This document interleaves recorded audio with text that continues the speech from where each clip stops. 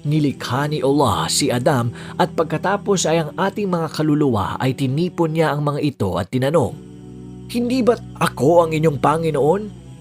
Ang lahat ng ating mga kaluluwa ay sumaksi na si Allah lamang ang ating Panginoon.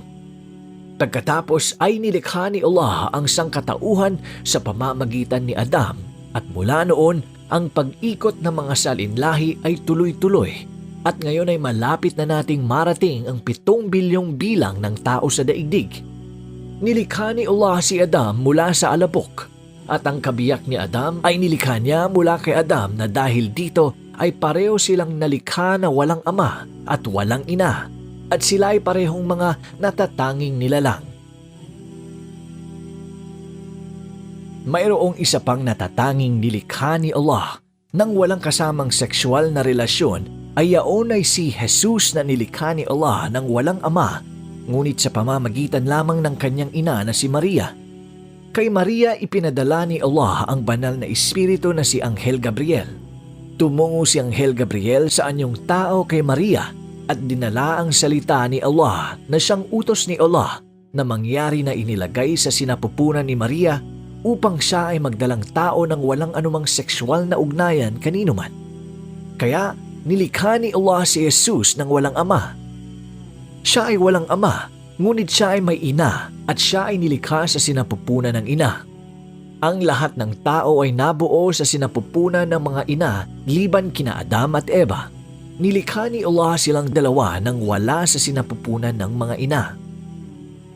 Ang unang estadong mayroon tayo ay ang kamatayan noong tayo ay mayroong mga kaluluwa, ngunit wala pang mga katawan. Ang pangalawang estado ay nang ang isang punlay mula sa ama o sperm cell ay magtagpo sa punlay ng ina o egg cell sa sinapupunan ng ina. Tinawag ito sa Quran bilang nutfa na dahan-dahang pinabago ni Allah tungo sa yugto ng alaka tulad ng nababanggit sa Quran at hadith o mga sawikain ni Propeta Muhammad. Ang nutfa ay nagiging alaka at ang alaka ay maaaring isalin sa 3 pakahulugan. Una, namuong dugo. Pangalawa, sangkap na parang linta. Pangatlo, nakabiting sangkap.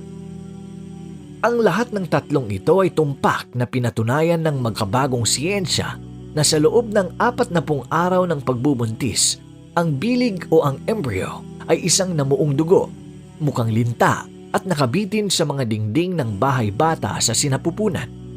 Pagkatapos ng yugto ng alaka, ay tumutungo ito sa yugto ng mudga na nangangahulugan na nginuyang na moong laman at tumpak namang makikita sa mga ultrasound na nasa ganitong kalagayan. Pagkatapos ay binubuo ni Allah ang mga buto mula sa namumuong laman na pagkatapos naman ay binabalot ng laman ang mga buto. Sa panahong ito, 4 na buwan na pagbubuntis tulad ng nabanggit sa sinabi ni Propeta Muhammad na darating ang anghel at iihipan niya ang bilig ng kaluluwa nito, kaya ang sanggol ay nagkakaroon ng buhay at ang sino mang magpalaglag ay maituturing na pumatay na mga buhay.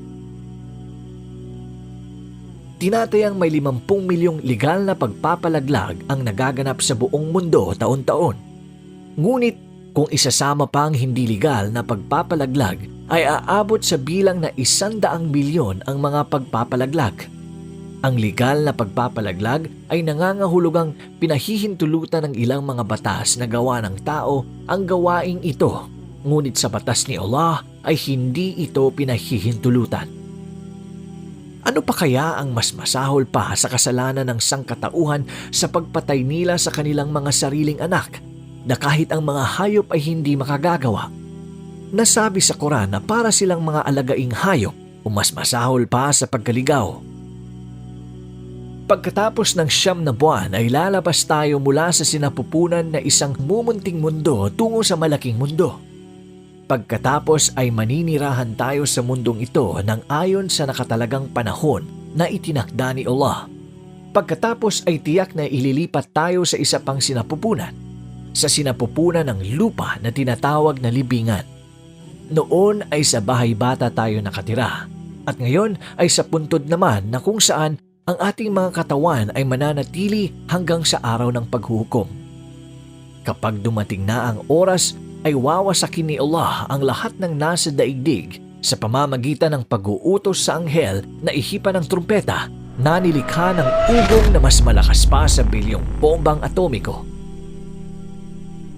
Pagkatapos ay bubuhayin ni Allah ang anghel upang ihipan muli ang trumpeta na bubuhay muli sa ating lahat, at tayo ay maglalabasan mula sa ating mga libingan, at iyan ang ating pangalawa at kahuli-hulihang buhay na hindi magwawakas magpakailanman.